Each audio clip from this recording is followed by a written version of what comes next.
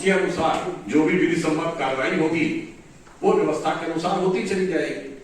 अब ये तो जिसने जो जो किया है उसे पता होगा कि वो कितना बेदाग होकर निकलेगा या कितना दागदार होकर फंसेगा।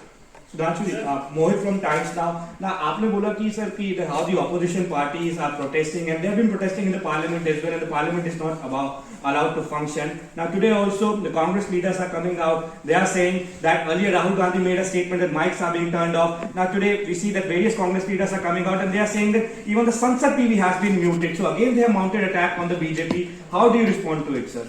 I just want to again re-emphasize that they are trying to divert the attention from the core issue of corruption.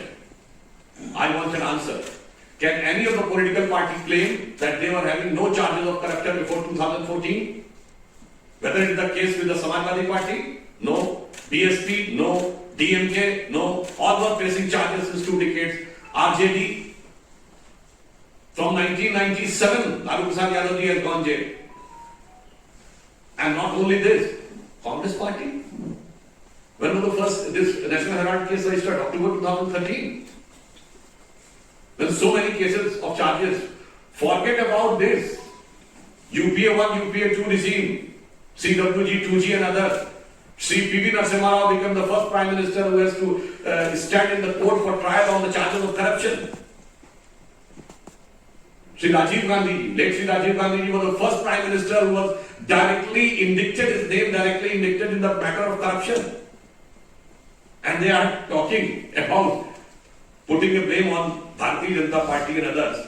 I think these are the parties which are having a characteristic tendency for corruption. They have institutionalized corruption and now they are facing the true investigation, and that's why they are trying to divert investigation or intimidate the agencies. Sir आपने बताया कि केजरीवाल घर पे meeting हुई थी सत्येंद्र जैन की, तो थोड़ा बताइए किस मुद्दे को लेकर मीटिंग हुई थी, क्या बात हुई सर? हमने नहीं बताया है, ये तो अब लोगों की जानकारी में आया है, ये पब्लिक डोमेन में है कि जब नीतिगत निर्णय जो टेक्निकल कमेटी ने तय किए थे उन टेक्निकली उन्हीं पॉइंट्स को फॉलो करके निर्णय होना चाहिए था, वो न करके उसको बदलने का भी निर्णय हुआ, वो उनके घर पर हुआ। इसका अर्थ ये हुआ या तो वो इस विषय को दिखा दें कि सरकार के द्वारा प्रदत्त किस अधिकार का प्रयोग करते हुए उन्होंने नियम या कानून के किस क्लॉज के तहत ये निर्णय बदल दिया। अगर उनके अधिकार यदि नियमानुसार प्रक्रिया पूरी नहीं की और फिर बदल दिया, फिर तो उनका सारा का सारा दावा धराशायी हो जाएगा। पहले तो ये वो पार्टी है जो कहती थी कि आरोप लगते इस्तीफा दे देना चाहिए, जांच बाद में होनी चाहिए। तो आज वो माफी मांग ले, या तो कह दें कि हमारा वो स्टैंड गलत था, या वो कह दें हमारा स्टैंड बचकाना था। दूसरा, इस पार्टी की क्या क्रेडिबिलिटी गई है? वो अपनी मानसिकता से बोल रहे हैं। उन्होंने किस किस पे आरोप नहीं लगाया और किस किस के आगे कोर्ट में माफी नहीं मांगी। हमारे नेताओं ने अरुण जेटली जी से माफी मांगी, स्वर्गीय अरुण जेटली जी से, नितिन गडकरी जी से माफी मांगी, जहां तक मुझे ध्यान है कांग्रेस के नेताओं ने कपिल सिब्बल जी से माफी मांगी और शायद विक्रमजीत सिंह मजीठिया से भी माफी मांगी थी। तो भाई उस पार्टी का क्या कैरेक्टर कहा जाए जो वो कहते हैं। अच्छा ये बताइए, आज तक उन्होंने क्या एक चीज बताइए जो कहा है वो कर दिया हो? मैं आप लोगों से एक प्रश्न छोड़ता हूं, फूड फॉर थॉट, कि जो कहा वो कर दिया क्या?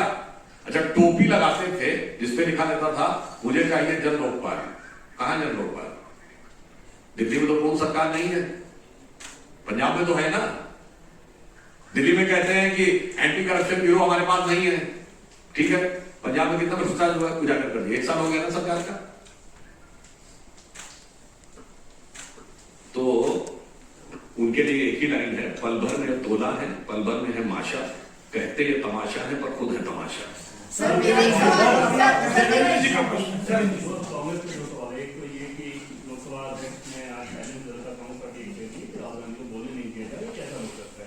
दूसरी चीज की वोट ऑफ थैंक्स के दरमियान प्रधानमंत्री नरेंद्र मोदी ने नेहरू के सरनेम को जो कुछ भी कहा था उसको उन्होंने माना है कि बिजनेस के खिलाफ है, अपमान किया गया है, टेररिस्टिक। देखिए, किसी भी विषय के ऊपर किसी सांसद को कब बोलना है, क्या बोलना है, यह लोकसभा अध्यक्ष सदन की व्यवस्था को देखते हुए वह समय और व्यवस्था तय कर सकते हैं कि कैसे बोलना है। जहां तक जो आपने बात कही कि जो कांग्रेस ने बात कही है विशेषाधिकार समिति को देने का, तो यह विषय संसद की विशेषाधिकार समिति के समक्ष लंबित है। उस सरनेम वाली जो आपने बात कही ना, उसी संदर्भ में, तो यह विषय सरनेम का विषय संसद की विशेषाधिकार समिति के समक्ष लंबित है और एक ऐसे परिवार के विषय में है जो देश के ऊपर अपना सर्वाधिकार मानता था। तो मुझे लगता है उस पर टिप्पणी करना मेरे लिए अनाधिकार होगा। सर इतने दिन बाद कांग्रेस पार्टी को याद आया कि ये विशेषाधिकार है। बहुत चीजें उनको देर देर में याद आ रही हैं। सर अगर बीजेपी जेसीबी का गठन करती है तो क्या राहुल गांधी माफी मांगेंगे? किसका? अगर बीजेपी जेसीबी का गठन करती है तो क्या राहुल गांधी माफी मांगेंगे? देखिए, दो विषय अलग अलग है। एक तो जब विषय की जांच सर्वोच्च न्यायालय कर रहा है, परंतु उसके बाद भी दूसरी जांच के लिए कहना दर्शाता है कि आप विषय को भटकाना चाह रहे हैं। और मैं ये भी कहना चाहता हूं, अच्छा ये बताइए, कल 200 सांसद गए, कहां गए? ईडी के पास। एक तरफ कहते हैं ईडी भरोसा नहीं है, सुप्रीम कोर्ट क्यों नहीं गए? Supreme court public interest litigation ले सकता है, जांच एजेंसी सीधे नहीं ले सकती। आपको पता है कि वहां पे तथ्य देंगे तो स्वीकार हो जाएगा, पर तथ्य तो है नहीं, तो इसलिए ऐसी जगह जाना है जहां डाइवर्ट करना है। अब रही बात जो माफी मांगने की, तो राहुल गांधी जी ने जो कार्य किया है वो जन जन के मन में उसने आक्रोश उत्पन्न किया है, जिसकी वजह से जनप्रतिनिधियों यानी सांसदों के मन में भी उतना ही तीखा आक्रोश है। हमारे राष्ट्रीय अध्यक्ष जेपी नड्डा जी ने भी आज उसकी अभिव्यक्ति की है। आज तक कोई ऐसा उदाहरण नहीं है जब भारत के किसी मुख्य विपक्षी दल के नेता ने जाकर विदेश में दूसरे देशों से प्रतिक्रिया मांगने की बात कही और उन्हें लोकतंत्र का रखवाला कहा हो। मैं राहुल गांधी जी को याद दिला देना चाहता हूं, 1977 में सत्ता से हटने के बाद, शायद 1978 या 79 में इंदिरा जी भी गई थी लंदन। उन्होंने भी कभी ये नहीं बोला था, जबकि शायद जहां तक मुझे ध्यान है वो जेल से बाहर निकलने के बाद गई थी।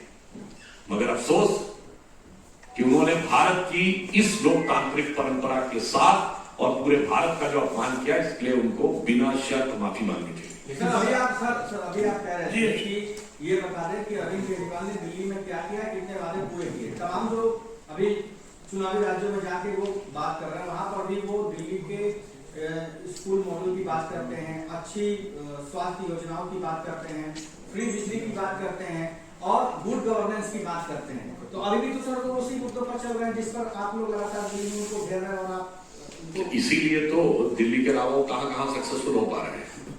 अब एक बात और देखिए, जैसे आपने कहा कि वो उस मॉडल की बात करते हैं, शिक्षा का कैसा सुंदर मॉडल है। ऐसा शिक्षा मंत्री आपको देश में देखने में नहीं मिला होगा जिसने नीति बनाई कि एक बोतल के साथ एक बोतल फ्री, यानी बस्ते बोतल छुपाने वाला शिक्षा मंत्री आपको पूरी दुनिया में सिर्फ यहाँ मिला होगा। और फिर उसके बाद ये भी कहे, उनके मुंह से अनायास कितना सच निकल गया था। कितना मुश्किल है न्यूयॉर्क टाइम्स अखबार में छपवाना, मतलब छपवाना निकल ही गया था ना मुंह से। और कितना सच बोलते हैं, कहते हैं कि न्यूयॉर्क टाइम्स सबसे बड़ा अखबार है, बोले थे ना। आपको पता अमेरिका सबसे बड़ा अखबार कौन है? यूएसए टुडे, न्यूयॉर्क टाइम्स नहीं है। तमाम रुकावटों के बाद ये भी नहीं। मान्यवर, ये सरकार का बयान होता है तो इस समय वो कैबिनेट के द्वारा अनुमोदित बयान होता है। तो आप कहिए एलजी साहब ने सरकार का वक्तव्य पढ़ा है, बस इतना